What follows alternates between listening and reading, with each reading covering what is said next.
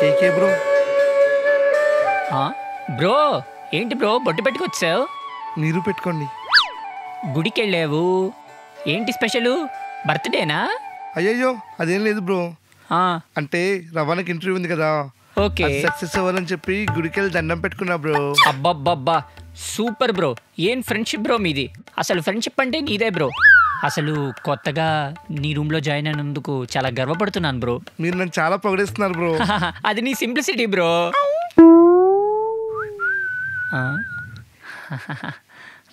రవణ interview ఏమైంది? దొబ్బింది. అదేంటి ఇంత టాలెంటెడ్ నీకే జాబ్ రాలేదా? ఆ ఇంటర్వ్యూకి అసలు టేస్ట్ లేదు అనుకుంటా. కరెక్ట్. టేస్ట్ లేదు కాదు, నాకే టైమింగ్ లేదు. అదేంటన్నా గంట ముందే వెళ్ళావు కదా. అక్కడికి వెళ్ళాను కానీ ఇంటర్వ్యూకి వెళ్ళలేదు. Why bro?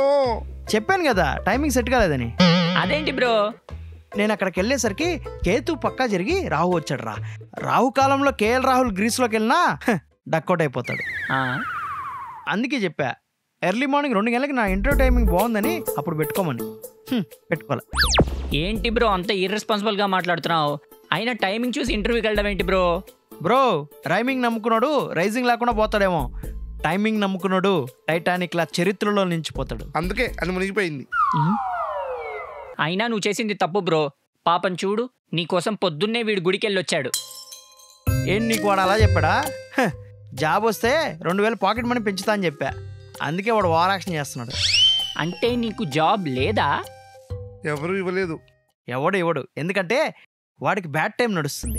6 నెలల 8 రోజుల 4 గంటల 36 సెకండ్ల తర్వాత చూసుకున్నాడు అనుకో, జాబ్ ఏం కర్మ, ఏకంగా బిజినెస్ పెట్టినా బిలీనర్ అయిపోతాడు. దేనికైనా టైం ఉండాలి బ్రో. ఈ టైమింగ్ పిచ్చేంట్రా నాయనా.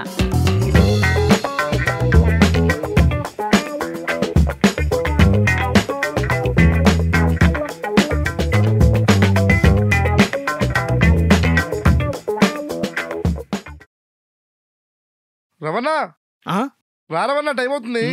ఎక్కడికి రా? సినిమాకి. ఇంకా టైం ఉంది కదరా. ఇంకా హాఫ్ అన్ అవర్ టైం ఉంది రవణ. 1 అవర్ తర్వాత వెళ్దాం. ఈ లోపు సినిమా సగం అయిపోతుంది. వాళ్ళకి నచ్చిన టైంలో వాళ్ళు సినిమా వేస్తారు, నాకు నచ్చిన టైంలో నేను సినిమా చూస్తాను. ఎవరి టైం వాళ్ళదే.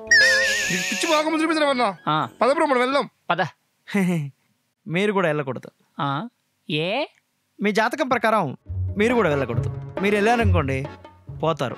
ఎక్కడికి? పైకి. నీకు మూఢనమ్మకాలు బాగా ఎక్కువే, మాకంత మూఢనమ్మకాలు లేవు. పద బ్రో మనం వెళ్దాం. రా బ్రో. యాడికి వెళ్ళేది? నువ్వు వెళ్తావని తెలిసే నీ బైక్లో గాలి తీయేసా. ఏంటి బ్రో నీకు పిచ్చి పరాకాష్లో ఉంది? ఇలా అయితే కష్టం బ్రో. సరే బ్రో రా, నా బైక్లో తీసుకెళ్తా. నువ్వు కూడా పోతావని చెప్పి నీ బైక్లో పెట్రోల్ తీయేసా. నేను నడుచుకుంటూ వెళ్తా. వెళ్ళండి, మళ్ళీ తిరిగి వస్తారో లేదా అనేదే డౌట్. దారిలో వెళ్ళేటప్పుడు తల మీద ఏదైనా పడి కోమలో పోవచ్చు, లేదా యాక్సిడెంట్ కూడా అవ్వచ్చు. ఏంటి భయపడుతున్నా? హెచ్చరిస్తున్నా రే, మీరు నా ఫ్రెండ్స్ రా. గలగల మాట్లాడే మీకు ఏదైనా అయ్యి విలవిలా కొట్టుకుంటుంటే సలసల నా కలలో నీళ్ళు వస్తుందిరా. చెప్పింది అర్థం చేసుకుంటారా. వీలైతే నేను చెప్పింది పాటించండి, లేదా పైకి పయనించండి.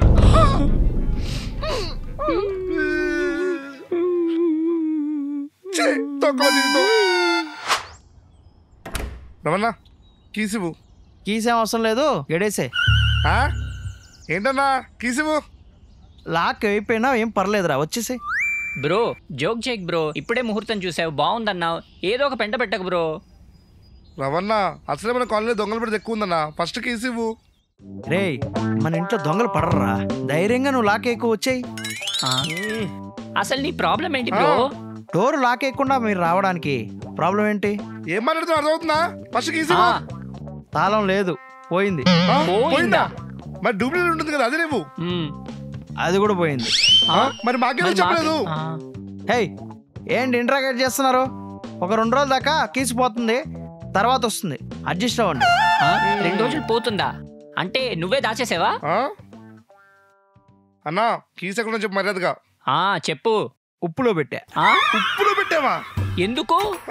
కీసు 2 రోజులు ఉప్పులో పెడితే అదృష్ట దేవత మనం వెతుక్కుంటూ వస్తుందంట, మంచి టైం కూడా స్టార్ట్ అవుతుందంట. ఆడవిడ చెప్పింది. కమాన్ టీవీలో కాలాతీత సిద్ధాంతి సావిత్రి సరస్వతి స్వర్ణకళ స్వయంభు స్వాహా శర్మ చెప్పారు. షో ఆయన పెద్ద సిద్ధాంతి. అదేంటి బ్రో, అదేదో స్పెషలిస్ట్ డిగ్రీలా అంతుంది. ఏయ్, అలా అనుకో, పాపం చుట్టుకుంటుంది. ఆయన పెద్ద సిద్ధాంతి. ఆడో పెద్ద సిద్ధాంతి, నువ్వు వేదాంతి. ఫస్ట్ ఈజీ అన్నా. ఏయ్, నన్నేమన్నాను, నా వేదాంతిని ఏమన్నా అన్నప్పో యువర్ క్రాసింగ్ యువర్ లిమిట్స్. చేస్తా అన్నా, నీకు రోజు రోజుకి పిచ్చి ముదిరిపోయింది. నేను తీసి ఎరగట్లేస్తా. ఏయ్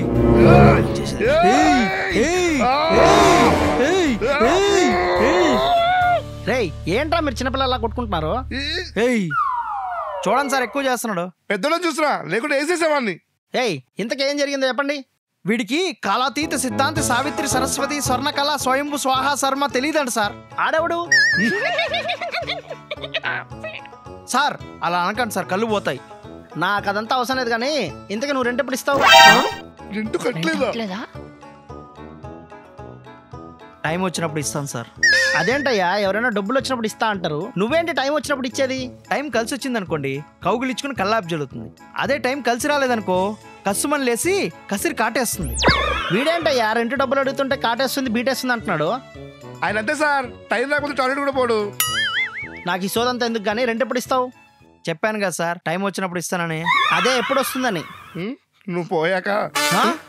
ఏ, నువ్వు నోరు మూసుకో. సార్ ఇంకో కరెక్ట్గా 1 నెల 1.5 రోజు తర్వాత ఇచ్చేస్తాను సార్. ఇంకా 1 నెల ఆల్రెడీ టైమింగ్ అని చెప్పి 2 నెలలుగా రెంట్ ఇవ్వట్లేదు. ఇంకా వెయిట్ చేయడం నా వల్ల కాదు. ఇంకా 2 రోజుల్లో నా రెంట్ ఇవ్వాల్సిందే. లేకపోతే నీ టైమింగ్ గీమింగ్ చూడకుండా నేను టైం గన్ టైంలో బయట వేస్తాను నిన్ను.